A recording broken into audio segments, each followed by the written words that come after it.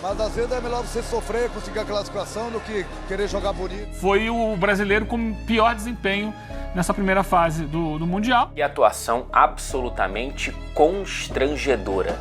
O Fluminense voltou a campo na quarta-feira e o resultado foi bem abaixo do esperado. Empate em 0-0 com o Mamelodi Sundowns da África do Sul. E não foi só o placar que decepcionou, não. A atuação do time comandado por Renato Gaúcho foi apática, sem brilho e sem criatividade. A torcida esperava uma atuação dominante, mas viu um time travado. A mídia brasileira já começou a pegar pesado. Nos principais programas esportivos, o tom foi de crítica. Frustração foi o jogo. Fluminense 0, Mamelodi 0. Aliás, na tabela da FIFA, Mamelodi 0, Fluminense 0. Fluminense não era mandante na tabela oficial. Frustração foi o jogo. Pouquíssima gente, o menor público no Hard Rock Stadium, o menor público dos Jogos Brasileiros, apenas 14 mil pessoas aqui em Miami. Mas se a frustração do jogo muito ruim, com pouquíssimas chances e com susto do Fluminense nos primeiros 20 minutos, o Fábio fez 3 grandes defesas. Depois disso, se você olhar para o resultado, 0-0 leva o Fluminense para o segundo lugar da chave e ele sai do confronto contra os gigantes europeus. Enquanto o Flamengo tem um caminho que passa pelo Bayern, depois provavelmente Paris Saint-Germain, depois possivelmente Real Madrid, do lado do Fluminense, ele vai pegar o primeiro colocado no grupo da Internacional, pode ser a vice-campeã europeia, que eliminou o Bayern na Champions League. Depois ele pode seguir pelo caminho, pode até enfrentar o Manchester City, mas ele sai em teoria, tudo em teoria, do caminho dos mais fortes candidatos ao título da Europa. Sai do caminho do Flamengo também, outro candidato ao título. Então, frustrante foi o jogo. O caminho não frustra, não. Uma felicidade muito grande, né? Esse era o nosso objetivo. Sabíamos que nós iríamos ter bastante dificuldade na partida, como tivemos. Mas às vezes é melhor você sofrer, conseguir a classificação, do que querer jogar bonito e perder a classificação. Então, o grupo está de parabéns, a nossa torcida está de parabéns pela festa que fez. Eu acho que a gente alcançou o que a gente veio buscar. A classificação para a próxima fase. Agora descansar, ver o que acontece nos outros jogos, se preparar, porque o primeiro objetivo nós alcançamos. Não teve bola o Fluminense. Não conseguiu jogar, não conseguiu. Que é uma característica desse time, que aliás apareceu contra o próprio Borussia Dortmund. Quando tem a bola, botar a bola no chão, trabalhar, aproximação, tabela, triangulação, chegar, gerar futebol. Não gerou futebol o Fluminense hoje. E ficou ali flertando com perigo o jogo inteiro, porque um golzinho eliminava o Fluminense diante da vitória do Borussia Dortmund. Ele ficou entre a liderança do grupo e a eliminação, por um gol, de um lado ou do outro. Então, já antecipando algo que todo mundo vai falar, né? Vai fazer esse balanço, foi o brasileiro com pior desempenho nessa primeira fase do Mundial, mas passou. Passou, vamos ver quem vai ser o adversário, o que ele consegue fazer nas oitavas de final e se ele consegue passar, não sei, mas mais uma vez não gostei do desempenho do Fluminense hoje. Já que o Birner não concorda, eu vou pra ele, viu, Jean? Vai lá, ele vai não lá. concordou porque eu acho que o Birner deve pensar que nem eu, que o Palmeiras ainda foi pior, é isso? É isso, Tudo bem? Concordo contigo. Boa noite a você, Eugênio, Jean, aos fãs das fãs do esporte. Curiosamente, os brasileiros que tinham os grupos bem acessíveis se classificaram jogando menos futebol que os brasileiros que tinham grupos muito difíceis.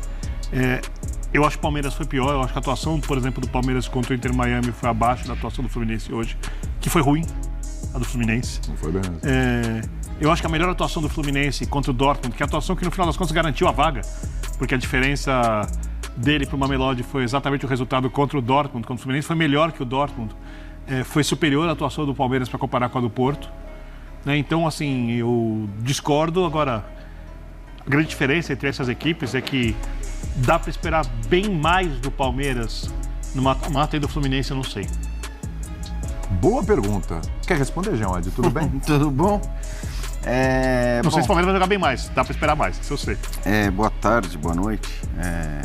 Boa noite. Boa noite? É. Tá, boa noite então. após as 18. Bom, primeiro assim, eu acho que foi uma atuação bastante decepcionante do Fluminense. Eu acho que a coisa do sofreu, correu risco até o final. Embora esse risco tenha sido muito pequeno, é bom que a gente diga, porque não houve futebol no segundo tempo. Claro que o torcedor do Fluminense especificamente, quando via a bola passar ali, sei lá, da intermediária, chegar no famoso último terço, ainda que ela tenha chegado pouco, obviamente que gera uma tensão, gera um nervosismo, mas é bom dizer também, não teve jogo de futebol no segundo tempo. Ninguém criou absolutamente nada. O Mamelodi não foi capaz. O Mamelodi que a gente viu durante 15 minutos, talvez assustando o Fluminense pelo que produziu no começo do jogo, exigiu apenas nesses 15 minutos iniciais 3 defesas do Fábio. Depois, nenhuma finalização no alvo. Para quem precisava ganhar, acho que foi também uma atuação muito decepcionante dos sul-africanos. Foi uma equipe que, inclusive, ficou ali, machucava, caía, girava, rodava. Parecia que não tinha noção da urgência ou da necessidade do resultado. Então, eu nem acho que o Fluminense tenha sofrido tanto se você for avaliar o jogo pelo que ele aconteceu. Mas o simples fato do jogo permanecer 0-0 até o final, obviamente gera uma tensão.